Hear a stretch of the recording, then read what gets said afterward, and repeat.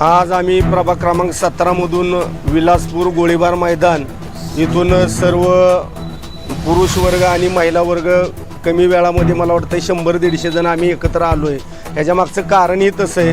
कालचं 2 तारखेला इलेक्शन झालं, त्याच्या अनुषंगानं काही लोक इंस्टाग्रामवर आणि एक प्रसारमाध्यमाच्या माध्यमातून फिरोजबाईंच्या बाबतीत एक पोस्ट व्हायरल केलेली आहे की लव जिहाद वगैरे ह्याच्यामध्ये पाकिस्तान कनेक्शन वगैरे अशा गोष्टीचा वापर केलेला आहे. परत ते सांगितलं जातं आहे की गाडी त्यांची झाली, ट्रक आला आणि त्यांनी मुलगा उडवला त्यांच्याच कार्यकर्त्याने. पण आम्ही आत्ता साहेबांना भेटून आलो, साहेबांनी सांगितलं मी तो कोरेगावमधला ट्रक आहे, त्याचा याचा काही संबंध नाही. म्हणजे जे काय चाललं आहे ते फक्त जाती, दोन्ही जाती तेढ निर्माण करण्याचा हा एक प्रकार आहे. आणि आता गेले 25 वर्ष आम्ही बाहेरच्या सहवासात आहे. विलासपूर गोळीबार मैदानामधून ते एक प्रतिनिधित्व करत होते आत्ता, आणि आत्ता नुकतेच झालेल्या इलेक्शनमध्ये ते उभे राहिले होते. तर त्याच्या माध्यमातून जर तुम्ही त्यांना जर असं काहीतरी गोष्टी बोलून कुठं तर समाजामध्ये तेढ निर्माण करायचा प्रयत्न चाललेला असेल तर ह्याच्या संदर्भात आम्ही 100% निषेध व्यक्त करतो. आणि 100% आमच्या गोळीबार मैदान विलासपूरमधल्या सर्व महिला, माता भगिनी आणि पुरुष मंडळी सर्वजण आम्ही आता लगेच इथं आलो आहे. याच्यावर तातडीनं कारवाई झाली पाहिजे. जो कोणी हा प्रकार करतोय, जो सोशल मीडियाला क्लिप बनवल्या जातात, आत्तापर्यंत ही एक दुसरी क्लिप, दुसरे तिसरे, पण 10 क्लिपा, अर्धा क्लिपा ह्या 15 दिवसामध्ये इलेक्शन आलं की चालू झाल्या. तुम्ही जर करायचे तर बाबा हे कुठलं काम करत नाहीत. मतभेद बाबा चला इलेक्शनच्या माध्यमातून दावे प्रतिदावे होत असतात की बाबा या कामाच्या माध्यमातून, त्या कामाच्या माध्यमातून या गोष्टी ठीक आहे, पण तुम्ही आज जातीय तेढ निर्माण कशासाठी करताय?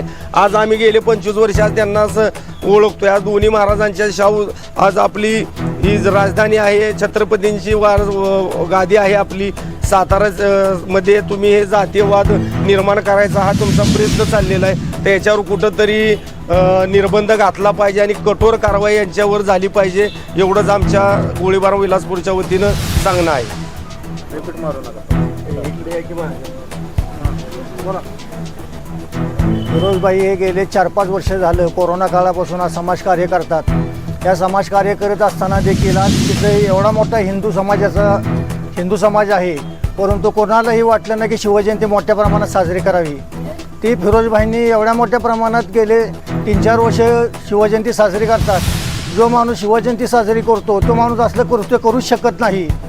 एवढं असताना त्या माणसाला बदनाम करायचं आणि त्याला कुठंतरी अडचणीत आणायचं, या असल्या गोष्टीमुळे एखादं कुटुंब नेस्तनाबूत होऊ शकतं. याची दखल सर्वांनी घ्यावी आणि ह्या असले गुन्हे हे करणाऱ्या लोकांवर कठोर कारवाई करावी एवढीच विनंती करतो.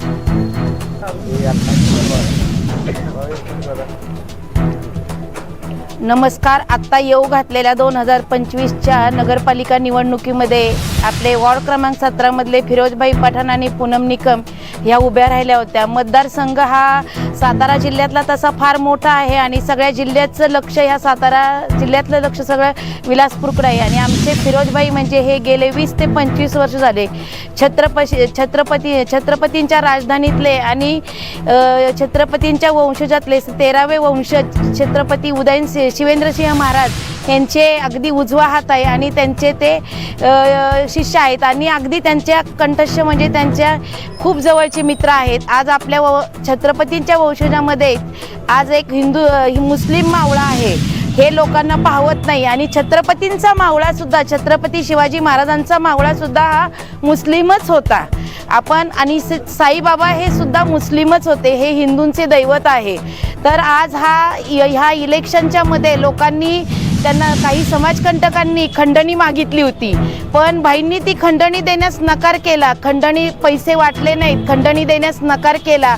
म्हणून त्यांच्यावरती हे क्लिप तयार करतात, इंस्टाग्रामवरती काय टाकतात. त्यांना कुठून बदनाम करायचं हे फक्त ते शोधतायत. आजचा आलेला हा उमेदवार 8 दिवसापूर्वी मी म्हणतो मी उभा राहणार आहे आणि मी सगळं करणार आहे. आज मी माझ्या कार्यात मी काय केलेली कामं ते आत्ता ते सांगतायत. म्हणजे की निव्वळ हे बहींना बदनाम करायचं काम चाललेलं आहे. आमचा कार्यकर्ता हा सच्चा कार्यकर्ता आहे. त्यांनी आत्तापर्यंत खूप कामं केलेली आहेत आणि सगळ्यांना मदत केलेली आहे. हा ट्रक वगैरे जो म्हणताय तो कोरेगावचा ट्रक आहे, त्यांच्याकडनं काहीही झालेलं नाही आहे.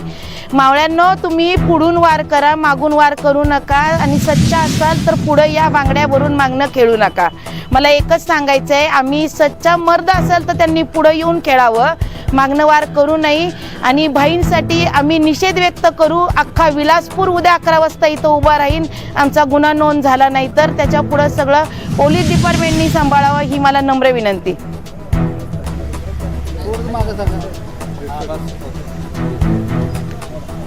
जय श्रीराम.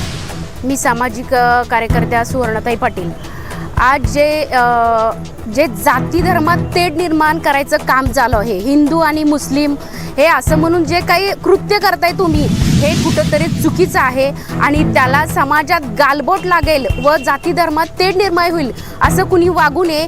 त्याच्यासाठी आम्ही पोलीस स्टेशनमध्ये आलेलो आहे आणि पोलीस स्टेशनमध्ये येऊन आम्ही रितसर कंप्लेंट दिलेली आहे. त्याच्यावर मस्के साहेब हे ज्यांनी हे पोस्ट टाकले त्यांच्यावर तर गुन्हा नोंद करतील, पण जे आपले दोन्ही राजे श्रीमंत छत्रपती उदयनराजे भोसले महाराज साहेब असतील व श्रीमंत छत्रपती शिवेंद्रसिंह राजे भोसले महाराज साहेब असतील, यांनी कधीही जाती धर्माचं राजकारण केलेलं नाही आहे आणि इथून पुढं कुणीही जाती धर्माचं राजकारण करू नये आणि काहीतरी समाजात गालबोट लागेल असंही कुणी वागू नये, एवढीच माझी विनंती आहे सगळ्यांना.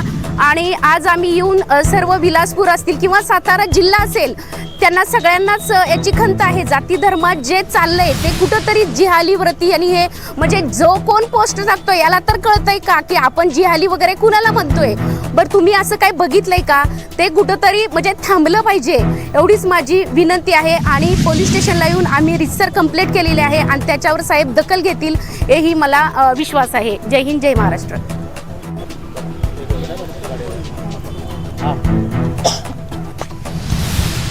खरं सांगायचं तर 4 वर्ष झालं मी फिरोजबाईंच्या बरोबर आहे. हा व्यक्ती खरंच खूप वेगळा आहे. म्हणजे सगळ्या लेडीजना कोणाला आई म्हणणार, कोणाला ताई म्हणणार, तो माणूस असा कधीच करू शकणार नाही आहे. तो माणूस चांगला आहे, त्यामुळे एवढ्या महिला त्यांच्या पाठीशी उभे राहतात. आणि उद्या जर 11 वाजता गोळीबार आणि विलासपूर जर आणायचं म्हटलं ना तर सगळी लोक भाईंच्यासाठी नक्की इथे येणार आणि हा गुन्हा नोंद करणार आणि हा गुन्हा नोंद झालाच पाहिजे. आणि जो व्हिडिओ व्हायरल केलाय त्याला आम्ही सर्वजण मिळून निषेध करतो.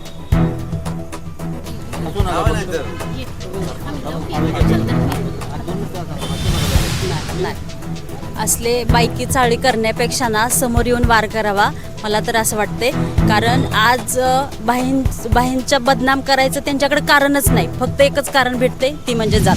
आणि बाई एवढं चांगलं मराठी बोलतात की ते मराठी माणसाला सुद्धा चांगलं बोलता येणार नाही, एवढं चांगलं ते बोलतात, कामं पण सगळी करतात. आणि जेव्हा चांगलं त्यांचं व्हायरल करा की वाईटच व्हायरल, आणि ते आहे का खरं वाईट व्हायरल करायसारखं? जेव्हा कोरोना काळ आला तेव्हा कुठं गेलेली जात, तेव्हा त्याच माणसाने सगळ्यांना जपलं ना.